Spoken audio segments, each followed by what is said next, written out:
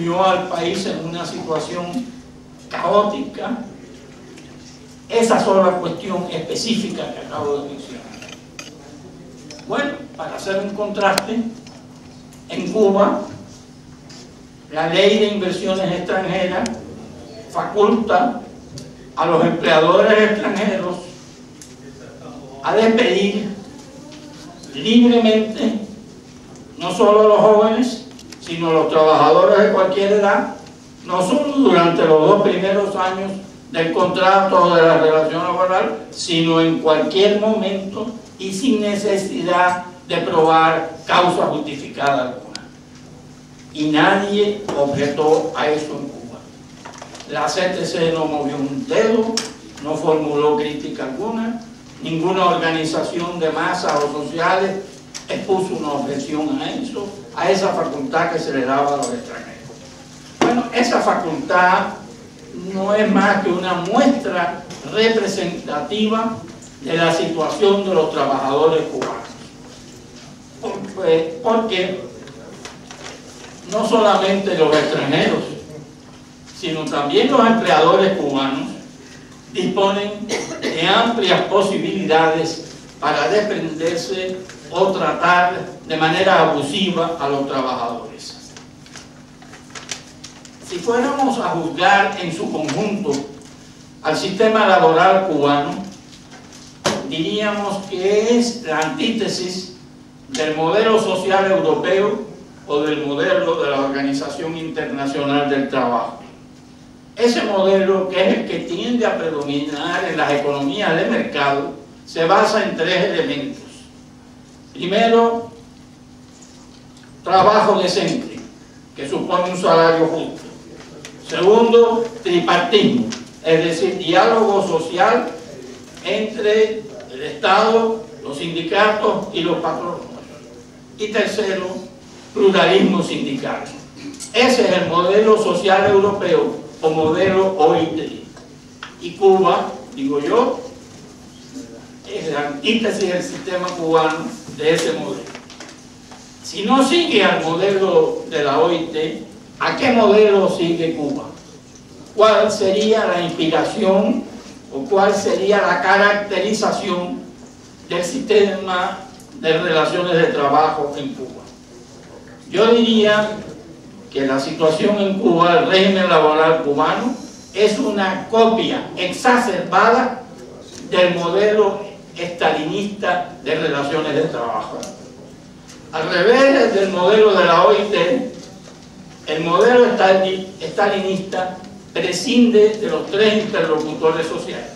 No hay más que un actor en el sistema de relaciones de trabajo estalinista, el Estado. En segundo lugar, hay una serie de características que se complementan y que conforman el modelo staliniano. Hay, por ejemplo, la economía central planificada, que repercute en los trabajadores, porque los colectivos de las distintas empresas tienen que cumplir con sus metas de producción. Y eso impone una situación gravosa muchas veces para los trabajadores. El sistema staliniano trae consigo también, en ese cortejo de características que lo definen como muy distinto u opuesto al sistema de la OIT, tiene también la normación del trabajo, que puede repercutir en perjuicio del trabajador si no cumple con la norma. Y tiene también el sistema de la emulación socialista. Para sustituir al interés personal de la ganancia, se inventó el sistema o las características de la emulación. Pero si esta no funciona, y si no se cumplen las normas, y si no se cumplen las metas de producción, se introdujeron en el modelo staliniano elementos de militarización. Las brigadas que aparecieron al comienzo del comunismo primitivo se sucedieron después y forman parte del sistema staliniano de relaciones de trabajo. Y además, y paralelo a la militarización, se impuso una rígida disciplina laboral y, del lado de las relaciones, el monopolio sindical. No podía haber más que una confederación, una central sindical de trabajadores. Ahora yo dije que Castro y su régimen se inspiraron en ese modelo, pero es más, fueron más autoritarios y exacerbaron las características del sistema staliniano. Empecemos, por ejemplo, con una mirada al Código del Trabajo de Cuba. En él hay 56 disposiciones dedicadas exclusivamente a la disciplina en el trabajo. No hay código laboral alguno en el mundo que contenga 56 disposiciones para imponer la disciplina laboral.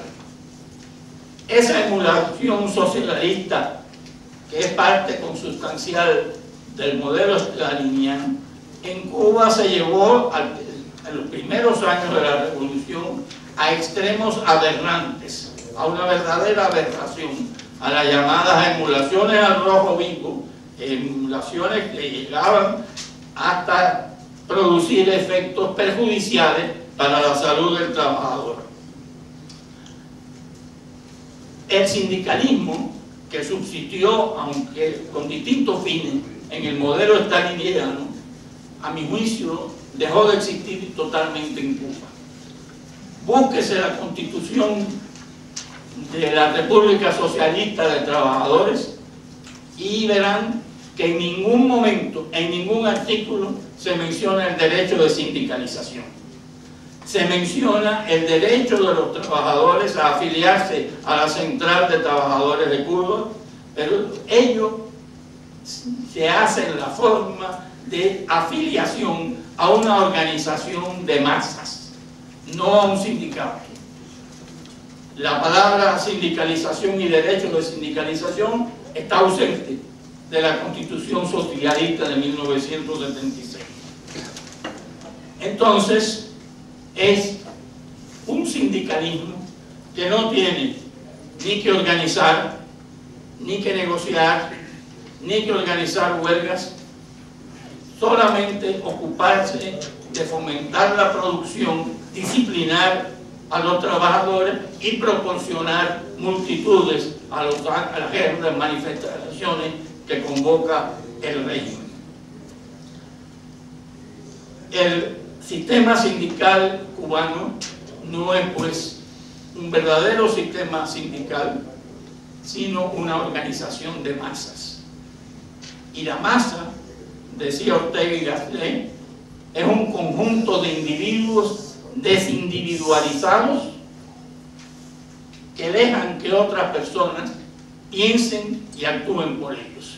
Y por eso Castro le llama al sindicalismo una organización de masas, porque esa es la que conviene y se ajusta a su tipo de gobierno y a su personalidad y a su idiosincrasia.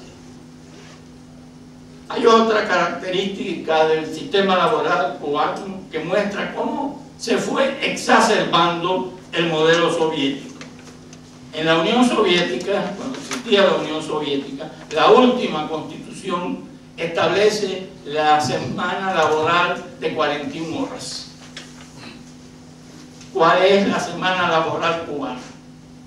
¿Cuántas horas se trabajan a la semana? ¿O se trabaja al mes? ¿O se trabaja al año? Voy a dar dos datos que son ilustrativos de la actual situación laboral cubana.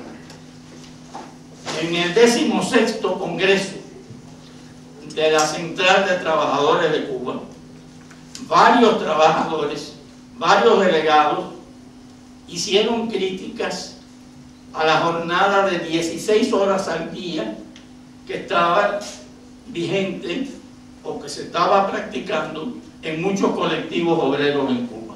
Dijeron que esa jornada podía ser dañina a la salud.